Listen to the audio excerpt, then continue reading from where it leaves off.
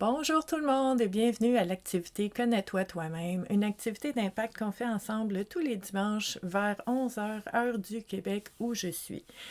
Donc, si vous êtes ici nouveau sur la communauté Vivre à coup de cœur, il faut savoir que tout ce qu'on fait ici, c'est en lien avec le bien-être et la santé mentale.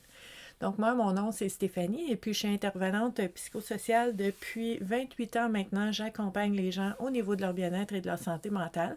Donc, j'accompagne en individuel, j'accompagne en groupe, j'accompagne en ligne, j'accompagne dans les organismes à but non lucratif. Donc, c'est ma passion, c'est ma vocation, c'est ma vie.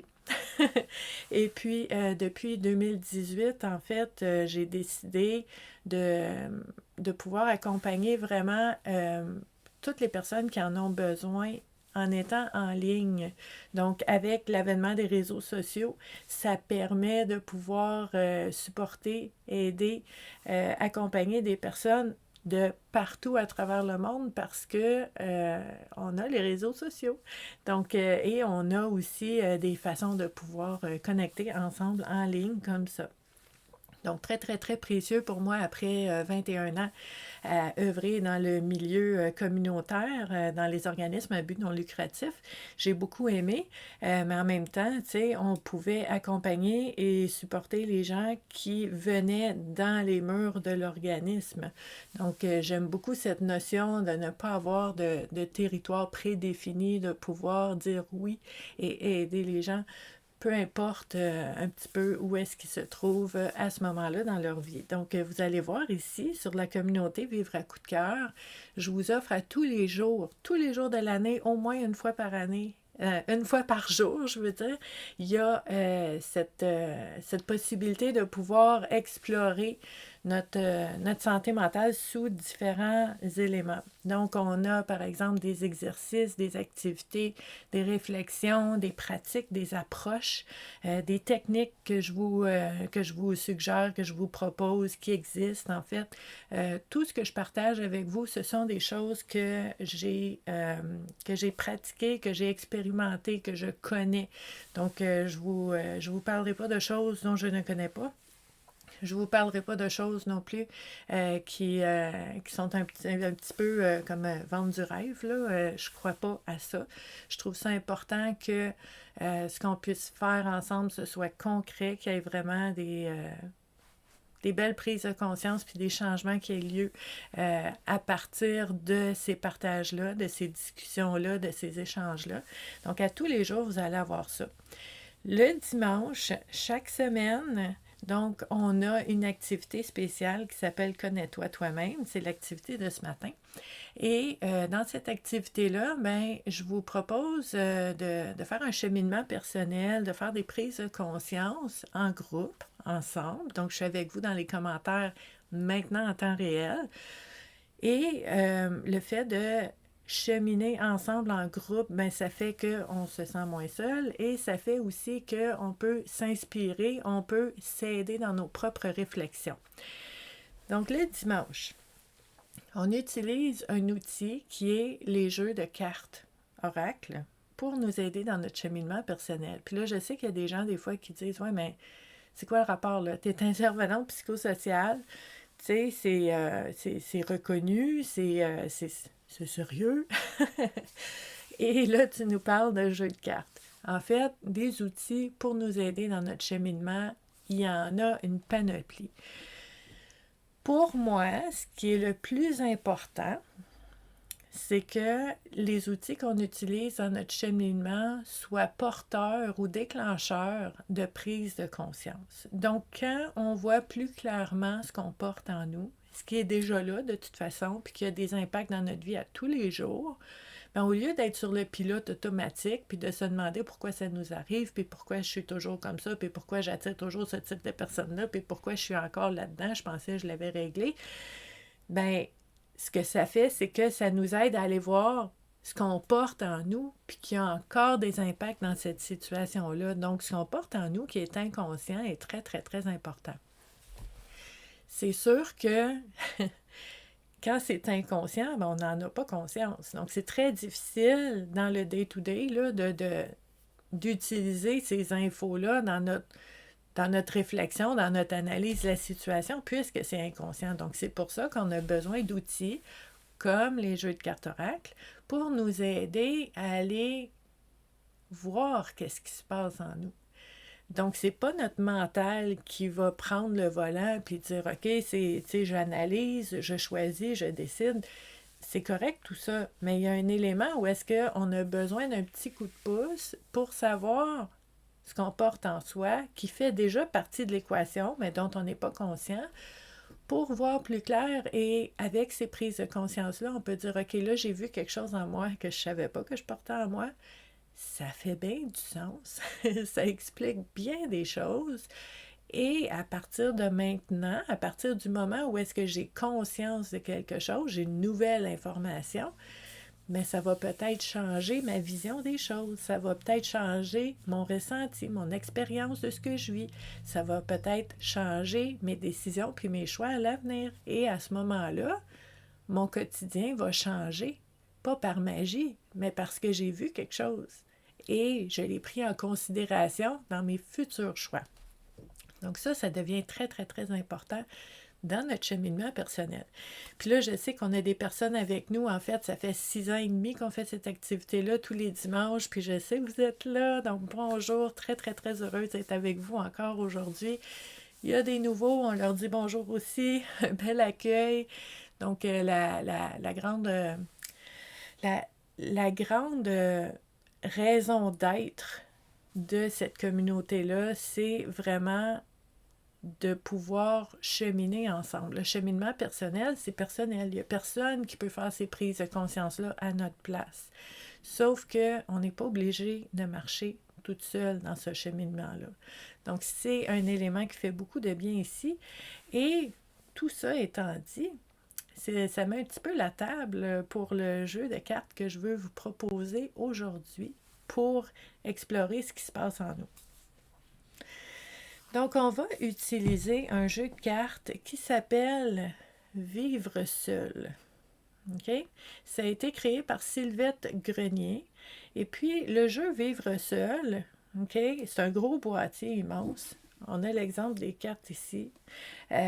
Vivre seul, c'est un boîtier particulier. OK? On a des cartes avec des images, avec des propositions de réflexion et on a un livret. Un livret, c'est plus un livre. OK? Il est gros. Un gros livre, Vivre seul. Et je vais juste vous dire, parce que si ça vous intéresse ce jeu de cartes-là, j'ai fait un oracle tube sur ce jeu de cartes-là. Vous pourrez aller voir sur YouTube, sur ma chaîne YouTube. Il y a l'oracle tube du jeu Vivre seul, où est-ce que je vous le montre vraiment, là, sous toutes ses coutures, très, très, très détaillées. Je veux juste vous dire rapidement que ce livret-là n'a rien à voir avec les cartes. C'est merveilleux. Okay? Les cartes sont les cartes, le livre, c'est le livre. Le livre, il y a des exercices, il y a des réflexions, il y a des pratiques, il y a plein de choses là-dedans en complément des cartes. On aime ça. OK? Donc, les jeux de cartes, comme le jeu Vivre seul, je le trouve beau, hein? Il est jaune, il est lumineux, il est coloré. Le jaune, c'est joyeux, c'est la vitalité. Puis, on a le thème Vivre seul. Donc, ça nous montre que notre perception est importante quand on vit des choses. Parce que vivre seul, ce jeu-là aurait pu être dans un boîtier noir ou gris ou tout flou, brumeux. Comment est notre expérience personnelle de vivre seul? Ça va vraiment jouer beaucoup, beaucoup, beaucoup sur notre façon de voir les choses. Donc, ce boîtier-là qui est jaune, qui est lumineux, nous propose potentiellement une autre façon de voir les choses.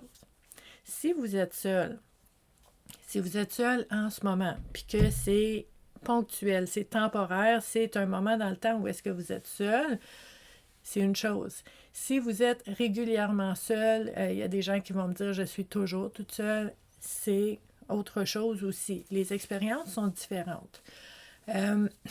Pour commencer, ça me tente qu'on fasse juste un petit débroussaillage là, de qu'est-ce que c'est la solitude et qu'est-ce que c'est l'isolement. C'est pas pareil. C'est deux créatures très, très, très différentes. C'est deux deux expériences vraiment différentes aussi. Donc, la solitude, ça va être ces moments-là où est-ce que, par exemple, vous dites, j'ai travaillé fort cette semaine où j'ai vu beaucoup, beaucoup de monde. Peut-être que je travaille avec des personnes tout le temps puis que j'adore ce que je fais, mais que à un certain moment, j'ai besoin de ma bulle. J'ai besoin d'être seule. J'ai besoin de respirer. J'ai besoin de silence.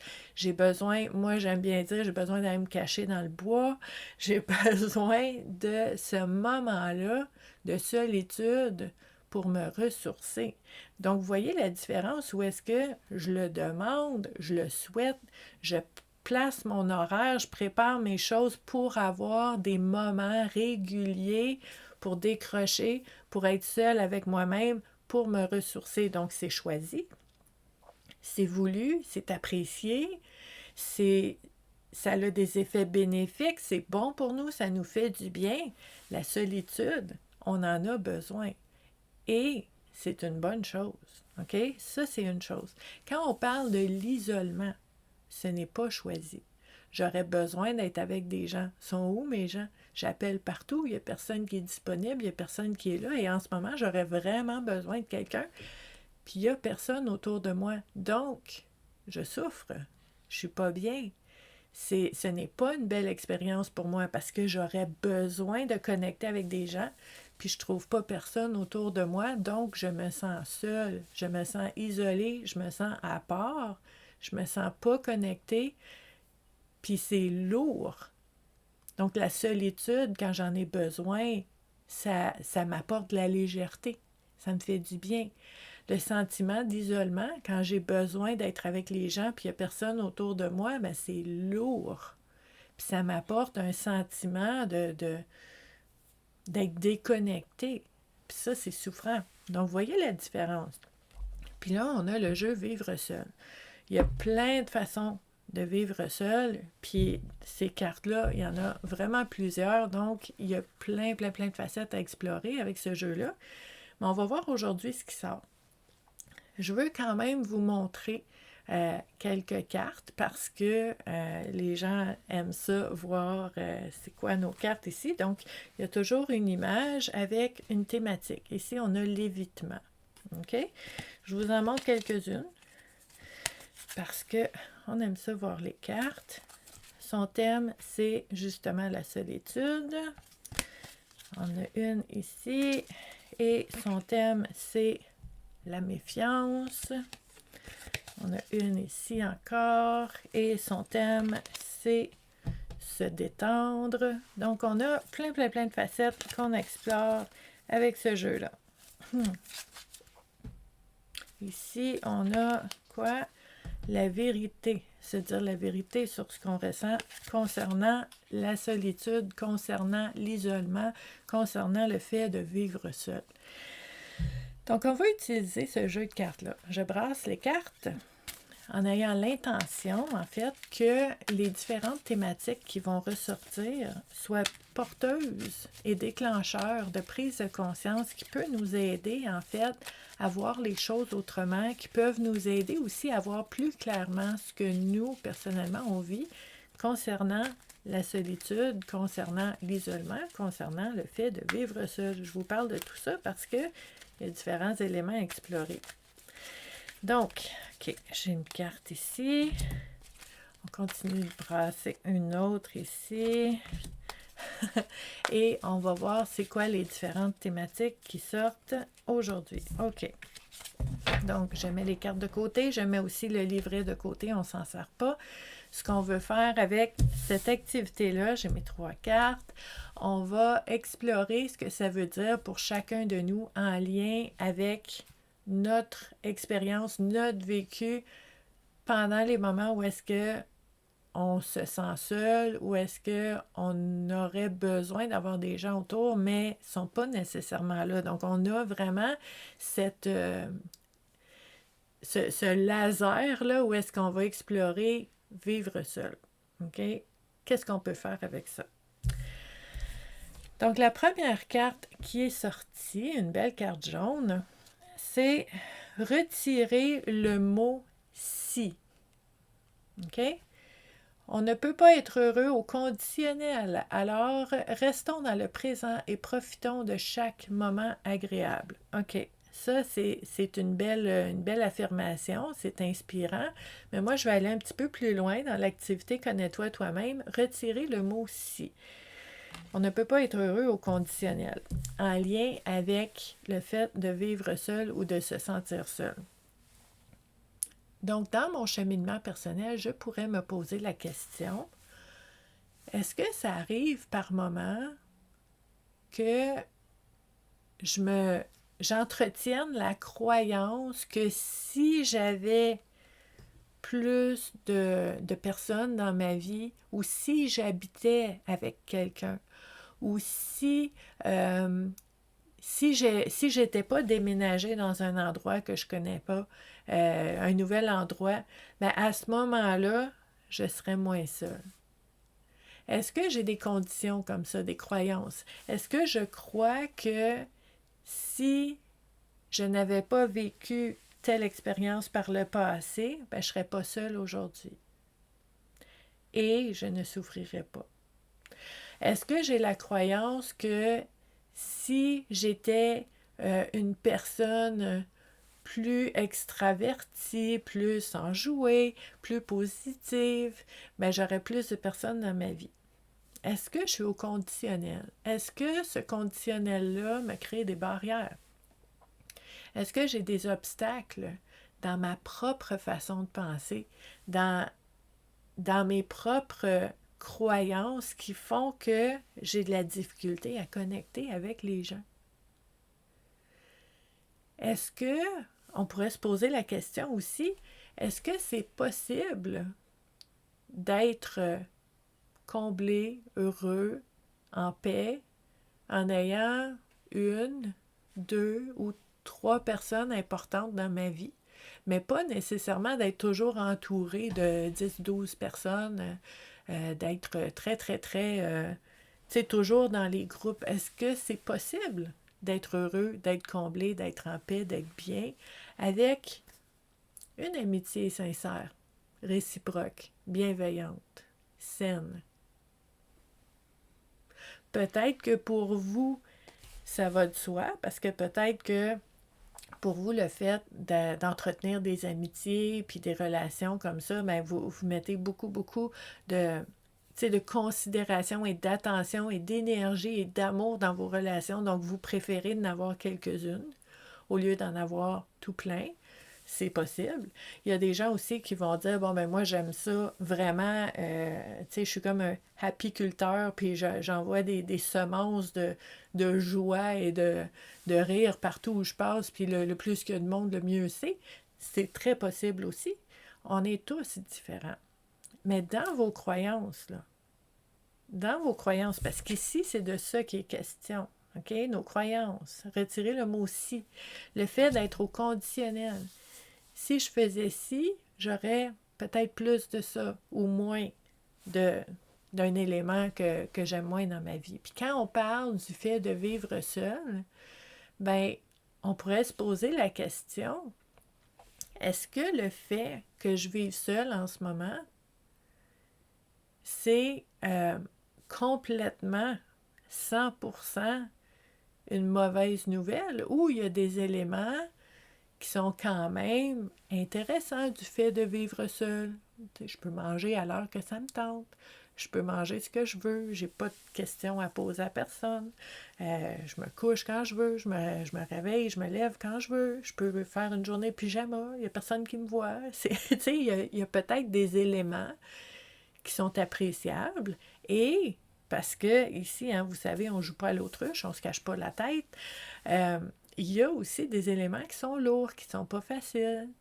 Tu sais, je peux parler, oui, je peux parler à mon chat, à mon chien, mais tu sais, j'aimerais ça parler à un humain. Puis oui, je peux le faire au téléphone, mais des fois, j'aimerais ça juste avoir quelqu'un dans la maison avec qui parler. Puis c'est légitime. C'est légitime d'avoir ces pensées-là, ces ressentis-là qui traversent notre esprit parce que ça fait partie de l'expérience de vivre seul. Ce qui est important à explorer avec cette carte-là, c'est que Si, justement, je me mets des balises, des obligations, des critères pour mon bonheur, mon bien-être, puis que je dis, OK, je vais être bien, je vais être heureuse de vivre seule si, puis là, j'ai ma liste que je coche. Ben, ça se peut qu'il y ait des choses qu'on est capable de mettre en place puis que ça fasse du bien, mais ça se peut qu'il y ait des choses qu'on n'est pas capable de mettre en place. Donc, notre conditionnel, on veut aller le revisiter.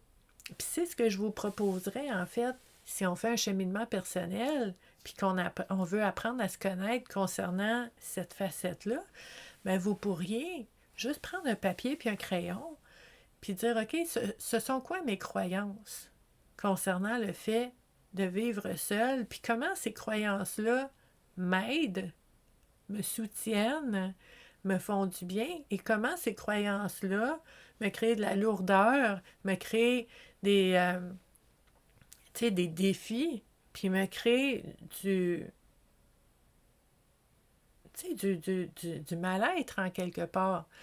Donc, ces croyances-là qu'on porte, c'est un peu comme l'évaluation ou le jugement qu'on porte sur comment les choses devraient être. Puis ça c'est tellement, tellement lourd, là, quand on compare notre vie à qu'est-ce qu'elle devrait être, ben là, tu sais, on voit toutes sortes de points, puis on est dans le comparatif, puis à ce moment-là, ben ce n'est pas notre vraie vie qu'on regarde pour essayer de l'accueillir, puis d'améliorer certains éléments. C'est plutôt, on se donne une cote, puis on est soit heureux ou malheureux de cette cote-là, mais après ça, on s'assoit puis on reste de même, mais ce n'est pas aidant non plus. Donc, cette réflexion-là peut nous aider à voir en dehors de tout le monde, puis en dehors du fait d'avoir des gens qui vivent avec nous ou pas, comment moi, dans mes croyances, j'influence mon expérience de ça. Très, très, très important. Puis, comme je vous dis souvent, en fait, pendant cette activité-là, c'est possible qu'on explore des facettes ou des éléments d'une situation qui est, moi j'appelle ça croustillant, là, tu sais, qui est vraiment, ouh, c'est touché pour moi, ça vient me chercher, ça vient chercher, tu sais, des blessures ou des éléments en moi, puis j'ai l'impression d'avoir la pointe de l'iceberg. Bien, vous savez que dans les commentaires, on est là en ce moment. On est là ensemble, puis on peut échanger là-dessus. Moi, je peux vous aider à approfondir la réflexion. Les autres qui sont ici peuvent vous aider à approfondir la réflexion aussi pour que vous puissiez trouver des éléments qui vont vous aider dans cette aventure-là, d'essayer de voir comment je peux faire pour voir le fait de vivre seul autrement, comment je peux le vivre autrement. Et si, par exemple, vous avez besoin de soutien un petit peu plus régulier ou approfondi, mais vous pouvez m'écrire, puis il y a moyen, on peut se voir aussi. Je peux vous accompagner si vous en avez besoin. Sinon, ben, on le fait ici toutes les semaines, de toute façon, sur différents éléments, et je suis très présente pour vous aider à approfondir et réfléchir sur chacune des pleurs d'oignons qui vont ressortir au fil des réflexions. Donc, c'est vraiment possible aussi. Donc, ça, c'était notre première carte. Notre deuxième carte, une belle carte grise ici, elle est super belle. On a le regard. Le regard. La façon dont vous percevez votre solitude dépend du regard que vous-même portez sur les gens qui sont seuls. Oh, c'est intéressant ça. Il se peut qu'il y ait des corrections de perception à faire. OK. OK. Donc, cette carte-là nous propose de regarder notre perception des autres. OK? Donc, quand, par exemple, vous êtes, je sais pas, vous êtes au restaurant avec des amis ou vous êtes dans une soirée, puis vous êtes avec des gens, vous riez, vous êtes bien, puis que du coin de votre œil, vous voyez une personne qui est seule. Peut-être qu'au restaurant, elle mange seule. Peut-être que vous voyez une personne qui est assise sur un banc toute seule, qui a l'air triste ou heureuse, ou qui est... Mais tu sais, vous, là, dans votre tête, là, qu'est-ce que c'est quoi votre réflexe? Qu'est-ce que vous pensez spontanément? Est-ce que quand vous entendez parler d'une personne qui vit seule, puis que, je sais pas, que c'est son anniversaire, puis que les gens sont occupés, sont pas là, puis qu'elle vous dit « Ah, je vais être toute seule pour mon anniversaire », c'est quoi votre premier réflexe? « Ah, c'est triste, ça fait pitié, j'aimerais pas ça que ça m'arrive, ah, c'est horrible, les gens sont méchants, ils la laissent seule à son anniversaire. » C'est quoi? Qu'est-ce qui survient dans votre tête, dans votre esprit? Comment vous vous sentez quand vous pensez à des personnes qui sont seules? Parce que moi, je peux vous dire que pour des personnes qui sont très, très, très sollicitées, OK? Des personnes aussi, je vous donne un exemple, une personne qui est proche aidante ou une personne qui est très, très, très sollicitée, une personne qui travaille tout le temps, qui travaille fort, tu sais, qui a peut-être des préoccupations à s'occuper, puis qui s'occupe des autres, puis que cette personne-là se fait annoncer « Ah, c'est dommage, je suis déçue, mais je ne pourrais pas être là à ton anniversaire cette année. » Peut-être cette personne-là fait « Yes! » Hey, j'ai tellement besoin d'une journée à moi, c'est le plus beau cadeau que je pourrais pas me faire. Oh my God! Tellement heureuse que tout se place pour que je puisse avoir la paix pour mon anniversaire. Il y a des moments, il y a des années, il y a des situations où est-ce que c'est une bonne chose. Mais votre premier réflexe, quand vous voyez une personne seule, votre premier réflexe quand vous pensez à des personnes que vous connaissez qui habitent seules, donc, ça, c'est quelque chose qui est intéressant parce que ça nous sort de notre propre expérience parce que vous avez des émotions, des ressentis, des croyances concernant le fait que vous soyez seul. OK? Ça, c'est clair, là. Mais quand on pense à notre perception de d'autres personnes qui sont seules, ça nous donne des indices sur comment on se voit nous-mêmes. Et ça va avoir un impact puis un effet sur notre degré d'être bien ou pas avec le fait d'être seul. Si vous pensez que les personnes qui sont seules, ils ont la paix, ils font ce qu'ils veulent, sont bien, puis c'est donc bien beau, puis c'est quelle chance de pouvoir vivre sa vie comme on l'entend. Vous voyez, avec ces croyances-là, c'est une bonne nouvelle, les moments où est-ce que vous allez être seul. Si c'est ça qui est en arrière. Si pour vous, le fait d'être seul, c'est triste, ça ne devrait pas être comme ça, c'est horrible, oh, que ça doit être lourd, bien, les moments où est-ce que vous allez être seul, vous allez ressentir ça. Donc, cette carte-là nous propose d'aller explorer notre regard, notre perception sur ce que ça veut dire d'être seul. Puis là, c'est drôle, j'ai comme une image qui m'est venue en tête. Je sais pas si vous avez vu ça sur les réseaux sociaux. Il y a comme une illustration là, en deux côtés, deux parties. Puis il y a un nuage qui pleut. OK? Un nuage avec des gouttes de pluie qui tombent. Puis, en fait, on peut dire « Oh non, il pleut, je pourrais pas faire un pique-nique, c'est horrible, pourquoi la vie me fait ça? Moi, j'avais prévu des choses, puis nanana. » Puis il y a cette expérience-là. Puis de l'autre côté, il y a le même nuage avec des gouttes de pluie qui tombent, puis c'est écrit « Il pleut. » Point. Lequel qui me donne le plus de possibilités? Lequel qui est plus léger? Lequel qui est plus lourd? Ça va nous aider.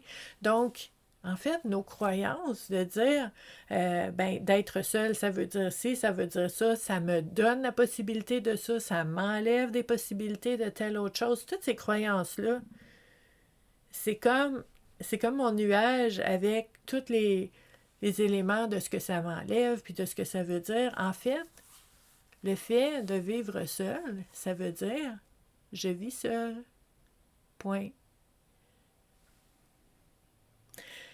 Donc, ça ramène un petit peu à l'essentiel. Donc, on veut accueillir ce qu'on ressent, puis ce qu'on croit vraiment. On veut apprendre à se connaître là-dedans. Mais un coup qu'on a vu qu'est-ce qu'on pense, puis qu'est-ce qu'on croit vraiment dans cette situation-là, mais ce qui est intéressant dans un cheminement personnel, c'est qu'on peut le revisiter. On peut réviser. On peut mettre à jour. On peut revoir notre façon de voir les choses, puis de dire, OK, ça fait des années que je pense telle chose. C'est correct. On va le mettre de côté. On va voir comment je peux voir les choses autrement maintenant. Pas pour me raconter des histoires, puis pour me mentir, mais pour faciliter le fait que dans les faits, je vis seule. Mais ce que ça veut dire, ça peut changer, ça peut grandir, ça peut devenir d'autres choses selon les prises de conscience, selon les réflexions que je vais faire, selon les discussions que je vais avoir avec des gens. Puis, je vous dis les discussions que je vais avoir avec des gens. Si vous êtes seul, puis vous dites, bien justement, je ne peux pas discuter avec les gens. C'est possible. Sauf que, tu sais, je veux dire, quand tu vas à la pharmacie ou à l'épicerie ou que tu prends une marche, puis tu peux parler avec quelqu'un ou qu'il y a des lignes d'écoute. Au Québec, il y a beaucoup de lignes d'écoute qui sont...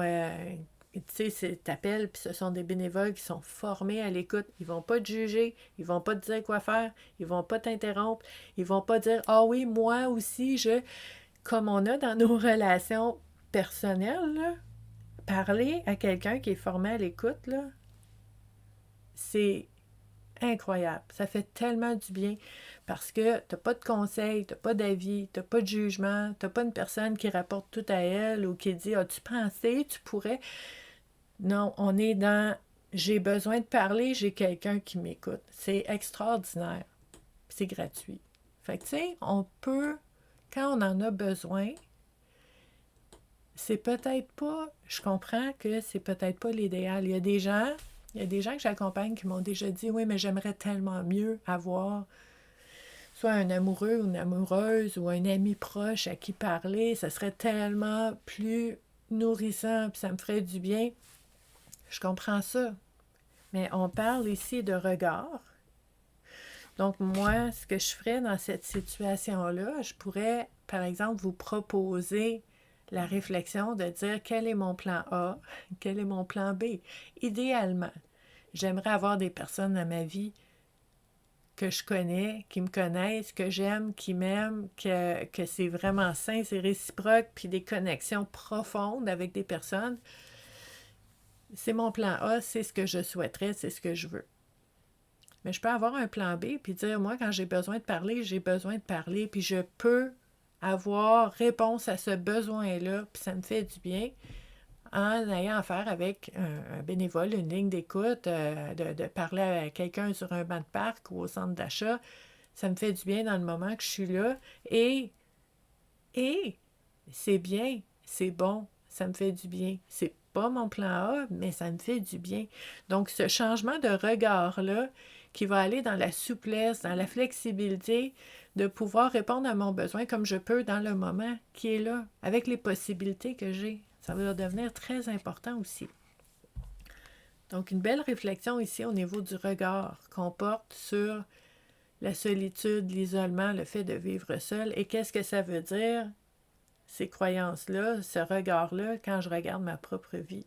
Okay? C'est important aussi. Ça va avoir beaucoup d'influence sur mon expérience. La troisième carte qui est sortie, on dirait des clés, hein?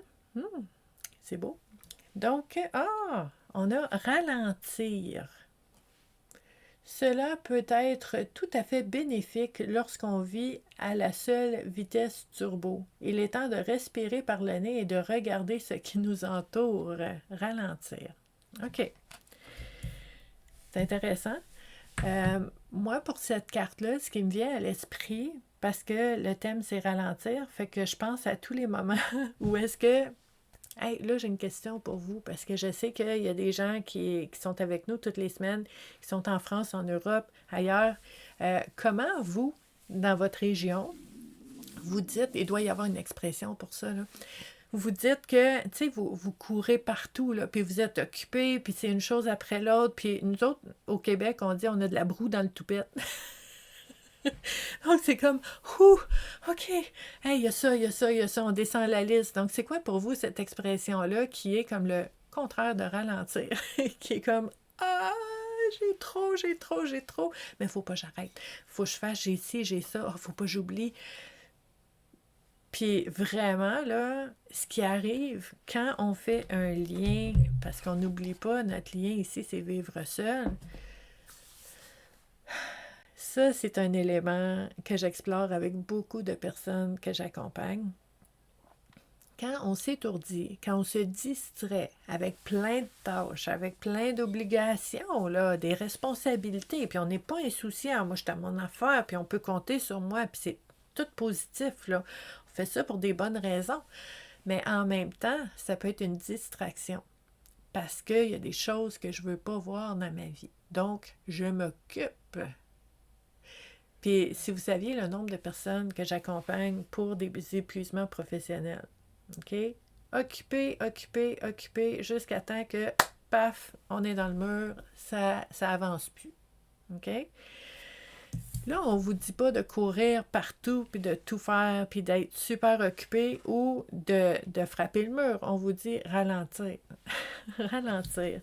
Pour mieux voir, mieux ressentir ce que je vis, pour mieux être conscient de ce qui me convient et de ce qui ne me convient pas dans ma vie. Quand je cours partout, puis je suis occupée, puis que je vois des gens tous les jours, tous les soirs, je suis entourée ou que je cherche à voir des gens, même des inconnus, je vais dans les centres d'achat, je vais dans les restaurants, je vais dans les endroits parce que je ne veux pas être seule. Voyez comment ça peut être un élément très positif. C'est un outil, c'est une décision, une façon d'ajouter du social dans notre vie quand on vit seul. Si c'est ça, la source et le besoin derrière. Si, par exemple, puis là, je sais que ça va venir chercher certaines personnes, mais je vais le dire quand même parce que moi, mon travail, c'est de bousculer un petit peu des fois, de déclencher des prises de conscience. Si vous êtes une personne que quand vous êtes seule, c'est pas bon. C'est pas bon, je suis pas bien toute seule, je suis pas capable d'être seule avec moi-même, je suis pas bien, j'aime pas ce que je vois, j'aime pas ce que je ressens, puis faut pas que je sois seule. Donc, on y va, on s'occupe, on voit du monde. Voyez-vous que la source n'est pas la même, là. La source n'est pas la même. Est-ce que je suis en train de fuir moi-même ou je suis en train de dire j'ai besoin de contacts, donc je vais aller chercher des contacts? Ce n'est pas la même chose. Ce n'est pas la même expérience. Donc, quand on a cette carte ici qui nous dit de ralentir, bien, c'est peut-être de... Je vais utiliser le mot profiter de l'occasion.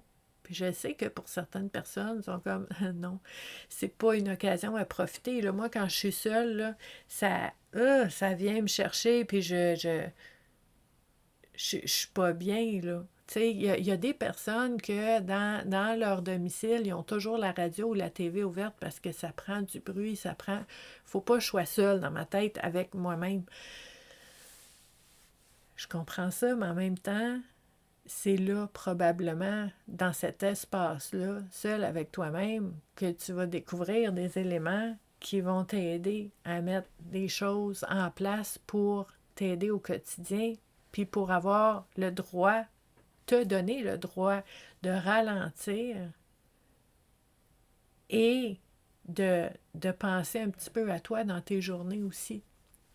Donc, le fait de ralentir, ça fait en sorte que, par exemple, si vous auriez voulu voir des gens aujourd'hui, mais que tout le monde est occupé ou il n'y a personne qui est là, puis là, ben, vous êtes seul chez vous, puis vous dites « Ah, moi, je suis déçue, j'aurais voulu, puis c'est pas la journée que j'aurais voulu. » Puis là, ben, on tourne un peu là-dedans, puis c'est pas très positif, puis l'influence va un peu, tu sais, alourdir encore plus. On peut ralentir, prendre une grande respiration, puis comme la carte nous propose ici, je prends le temps de regarder autour de moi, de regarder ce qui m'entoure.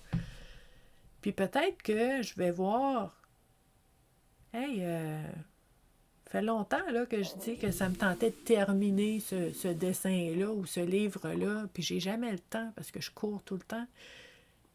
C'est peut-être un bon moment. J'aurais voulu être avec des gens, mais ils ne sont pas là. Je vais lire le livre que ça fait longtemps que je veux lire puis que j'ai jamais le temps.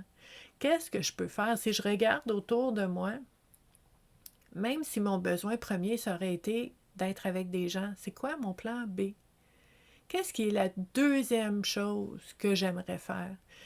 Peut-être que, peut-être que tu voudrais aller prendre une marche puis que tu n'as jamais le temps. Peut-être que tu voudrais te faire un repas, prendre le temps, prendre une journée complète, de commencer à midi, de te faire un souper qui va être extraordinaire à 5 heures. 5 heures de temps à papoter.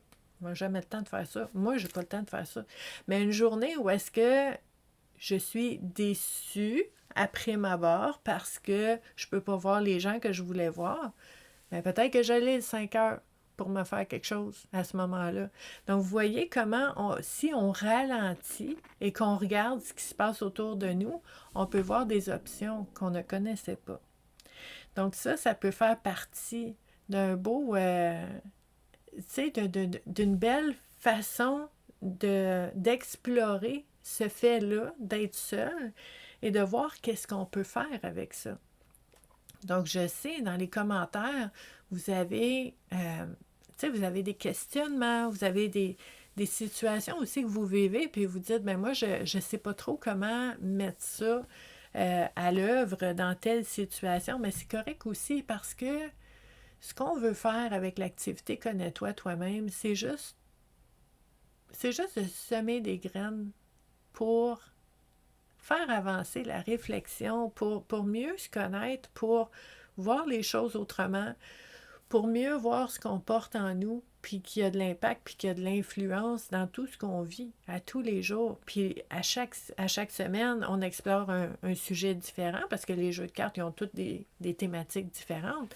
Mais aujourd'hui, quand on parle de solitude, d'isolement, le fait de vivre seul, bien, il y a moyen de partager ensemble les différentes prises de conscience qu'on fait, puis de s'entraider. Parce que peut-être qu'il y a des personnes aujourd'hui que c'est très difficile d'être seul, puis le fait de vous lire avec les éléments qui vous font du bien d'être seul.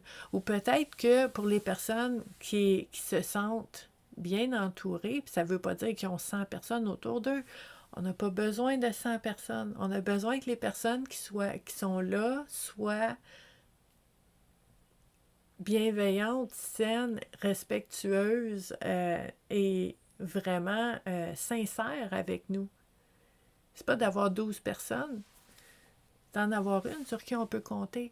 Donc, c'est ça aussi dans la réflexion de dire, OK, comment je voyais les choses et comment ça l'influençait, mon expérience. Puis là, ça devient très, très, très précieux. Donc, je vous montre encore une fois, en fait, c'est le jeu Vivre seul, ça c'est le livret là, de Sylvette Grenier, qui peut vraiment être un bel élément pour aider à explorer différentes facettes du fait d'être seul et de voir comment on peut changer notre façon de voir les choses, comment on peut changer notre quotidien pour, en fait, l'objectif, c'est d'alléger. C'est pas de tout changer, on veut pas une révolution, là. On veut juste alléger pour être mieux dans les situations qu'on vit. Puis des fois, le fait de partager là-dessus, c'est quelque chose qui peut aider.